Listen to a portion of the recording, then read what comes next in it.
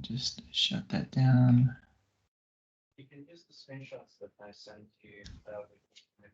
Right, hello everyone, and welcome to the Sprint 23 review for the EagleEye project. So over the past week, the main sprint goal that we were working on was preventing data loss when people leave the company.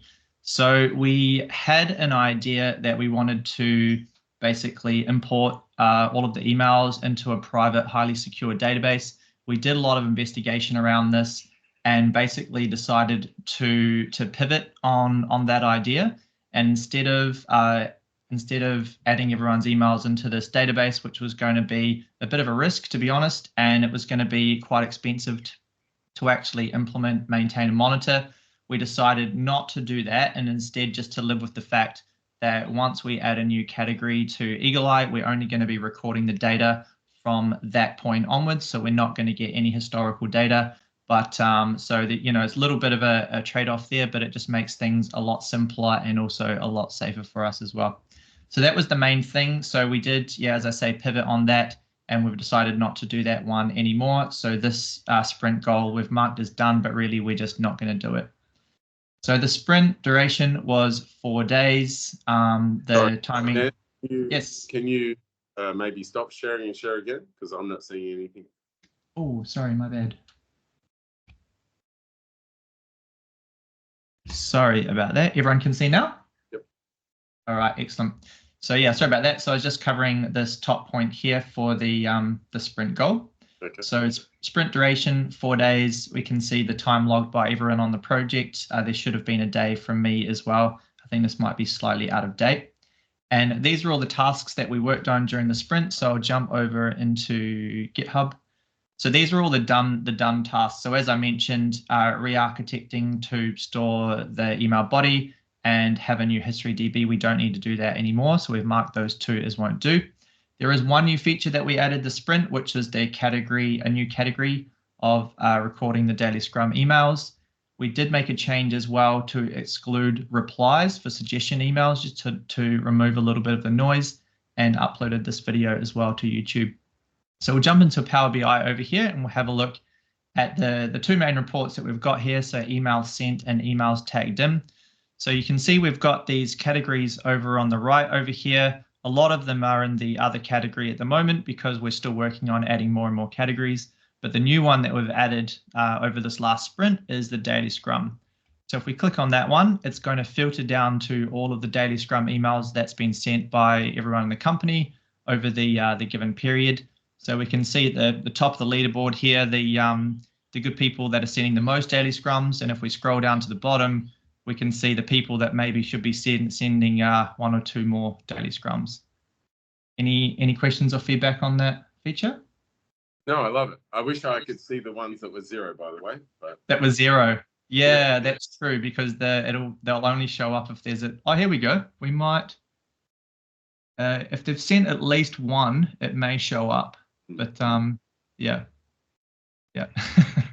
Cool. All right. So that was that feature. So let me jump back to the review and just finish off going through that.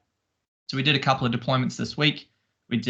Last week, sorry. We did 2 container app deployments and we did 2 Power BI deployments for that report as well. We can see those down here. And if we scroll down to the larger ticket items we've got in our backlog, all our epics, we can see all of the progress that we've made against these various things as well. So recruitment data feature, preventing data loss, which is basically almost done now. This just needs to be updated. Having some generic functionality to add categories and tags a lot easier, which we're working on in this upcoming sprint, and a few other things around customer instance setup and support for GitHub. So these are all sort of the top epics that we're looking at the moment. Any questions on any of that? Looks very good. Very good.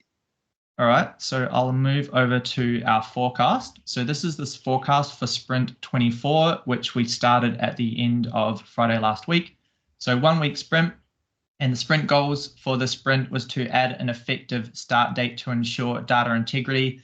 So this was just a little bit of flow-on work from the history data and storing the email bodies from last week, where we just wanted to make sure that if we run the tool over emails in the past, that we're not categorizing emails in the past before that categorizer was actually added into EagleEye. So all that means, the result of that is that we have good data integrity and we don't have inconsistent data for historic emails. And another goal for the sprint is to make the categories configurable. So by doing this, it's going to allow us to add categories a lot faster and a lot quicker and get a lot more data and insights from our report. Right, so if we go back over here into GitHub, we have a look at our current sprint.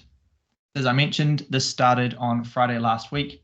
So we have one PBI that we're going to do here. We're going to send off a suggestion or a question to Microsoft to see if there is any way that we can get this historic data from Microsoft Graph. We're not quite sure of the outcome here, but we're going to ask the question anyway. Effective start date for categories and tags. I mentioned that before, and I also mentioned how we're going to make the categories more configurable and easier to add.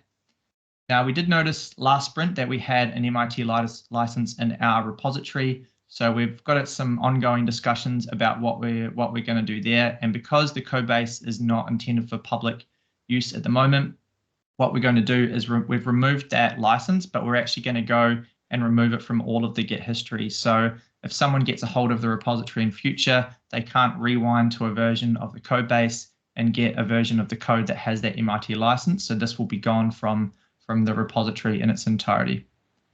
Some product page enhancements here, just adding a screenshot and some words about the EagleEye CLI that we've got into our product page, and then uploading this video as well. So any questions on Sprint 24 forecast? No, that's great. Anyone else? All right, well, if that's it, we'll end the video there. Thanks for joining us. See you guys next time. Bye-bye. Yeah, bye. All right, and I'll